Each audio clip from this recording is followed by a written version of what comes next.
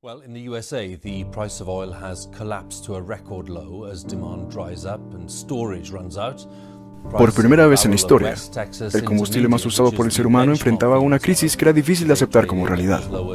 Pero, ¿qué pasaría si en un futuro no muy lejano, esto efectivamente se convirtiese en nuestra realidad? Este trabajo de investigación tiene como objetivo dar a conocer una fuente de energía alterna que pueda suplir a las que hoy en día existen. Asimismo, el almacenamiento de esta energía generada es otro pilar fundamental del presente proyecto, por lo cual se abordarán los capacitores como unidad de depósito. Comencemos. Nuestro reto consistió en prender un foco LED por más de 80 segundos a partir de fuentes renovables y el almacenamiento de energía en un capacitor. Pero para lograr eso, primero tuvimos que recordar ciertos términos como el circuito RC, el cual es una combinación en serie de uno o varios capacitores y resistores. En este también se incluyen los cables conectores y la fuente de voltaje. También tuvimos que recordar la resistencia, el cual es un dispositivo eléctrico que tiene la particularidad de oponerse al flujo de la corriente, y el capacitor, uno de los componentes principales en el reto, el cual es un dispositivo que almacena energía de forma en campo eléctrico. Esto quiere decir cargas en reposo. Un capacitor básico consiste en dos placas metálicas separadas por un material aislante denominado como dieléctrico.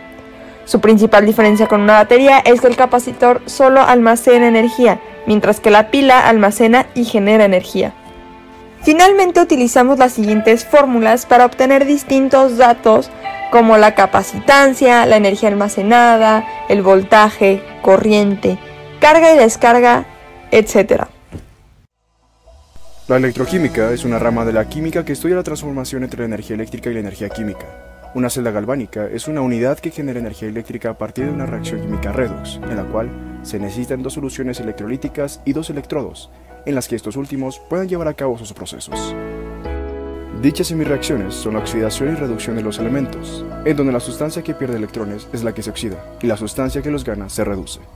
Durante el curso de la reacción, los electrones viajan del ánodo al cátodo, a través del puente salino que une a las dos semireacciones. En el caso de la planta de sábila que se empleó para esta práctica, el cobre es el cátodo y el zinc el ánodo, en donde la aloe vera funge la función como electrolito, ya que posee compuestos ácidos que permiten el flujo de electrones. Para el desarrollo del proyecto se siguió un ciclo evolutivo con el fin de que los resultados de cada etapa nos acercaran al objetivo principal. Para comenzar la construcción del prototipo fue necesario conseguir los materiales que se utilizarían. Entre ellos se encuentran placas de cobre, clavos recubiertos de zinc, una planta suculenta, en específico aloe vera, un capacitor de 2200 microfaradios y 25 volts, una resistencia de 10K ohms, cables caimán, interruptor, protoboard, un foco LED y un multímetro. Primero construimos la fuente de energía con la planta de aloe vera. Colocamos una placa de cobre y un clavo cubierto de zinc en distintas hojas de la planta. Estas piezas permitirán una reacción redox, en donde el cobre actuará como cátodo y el clavo como el ánodo. Colocamos los cables caimán con el fin de conectar una placa de cobre con un clavo, esto con el fin de permitir el flujo de los electrones de todas las hojas y así obtener un mayor voltaje. Una vez que contamos con la fuente de energía, procedimos a incluir en el circuito un interruptor. Este tiene como principal función permitir la carga y descarga en el sistema. Unimos el caimán que se encuentra en el clavo de una de las hojas a uno de los extremos del interruptor. Procedimos a tomar un capacitor y lo colocamos en el protoboard.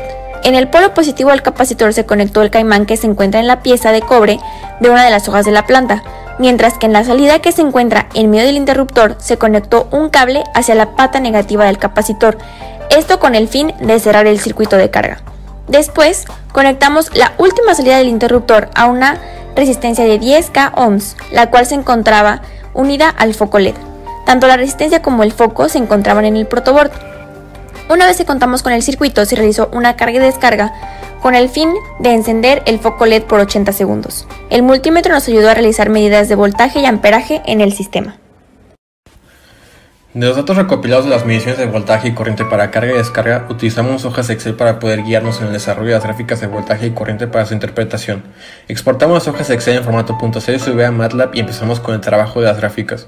Para voltaje graficamos de forma teórica y experimental para carga y descarga. En carga utilizamos el desarrollo de la ecuación diferencial que resolvimos con el método numérico de Euler, la ecuación analítico para carga de voltaje y nuestros datos experimentales. Al tener conectados al sistema nuestras hojas de la planta suculenta en serie, logramos un voltaje máximo de 3 volts. Por lo tanto, al tener este voltaje dentro de la ecuación diferencial analítica será el punto asintótico del circuito, y ajustando los datos para que el desarrollo de tiempo quede en una constante de tiempo tau, no seguirá avanzando para carga. También podemos observar que los datos experimentales siguen en coincidencia con las ecuaciones, pero paran un poco antes hasta que el amperaje marcó 0 en la carga, sabiendo que el capacitor estaba totalmente cargado. En la descarga del capacitor continúa siguiendo de la fase de carga. Pasa que con la ecuación analítica calculando una constante de tiempo tau, en este caso para una descarga tuvimos una capacitancia de 2200 microfaradios unidos a una resistencia de 10.000 ohms. Junto con esto cambia la ecuación de voltaje adaptada a la descarga del capacitor.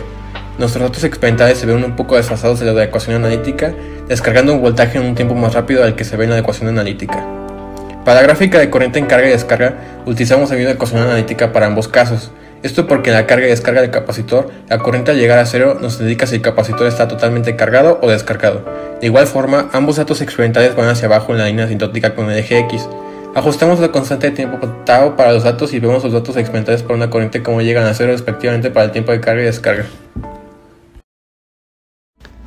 En cuanto a las dificultades presentadas, nos enfrentamos de primera mano que al conectar nuestros electrodos a la suculenta para proseguir con las mediciones de carga y descarga, la planta se secaba de la parte donde se introducía el cobre o el zinc, haciendo que los electrodos se resbalaran y se cayeran.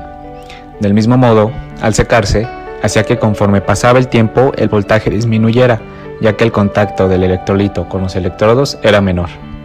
De igual manera, es importante mencionar que en este caso el capacitor tardó mucho en cargarse, siendo 14 minutos aproximadamente.